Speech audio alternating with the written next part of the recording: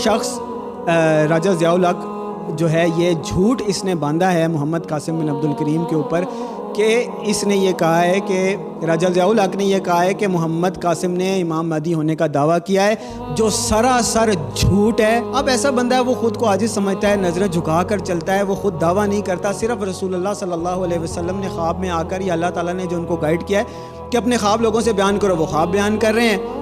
तो अब ऐसे बंदे पे ये अटैक करते हैं, उनके ऊपर झूठ बांधते हैं कि इन्होंने इमाम महदी होने का दावा किया। देखें, हॉट टॉपिक है ना, वायरल होगी चीज़। आप कह दें कि फलां शख्स ने इमाम महदी होने का दावा किया, आपकी वीडियो मिलियंस में जाएगी। अब उस बंदे को जो आपके बोतान की वजह से चाहे लोग पत्थर मारें, नाउज़ुबिल्लाह, तकलीफ़ पहुँचाएँ, ईज़ा पहुँचाएँ, या लोग गुमराह हों आपकी उस बात की वजह से, या वो हक़ की तरफ बुला रहा है, अल्लाह ताला की तरफ से हक़ बात कर रहा है, लेकिन आपके उस इल्ज़ाम की वजह से लोग कन्फ्यूज़ हों, उसकी इनको कोई परवाह नहीं है। ऐसे ये झूठे लोग हैं।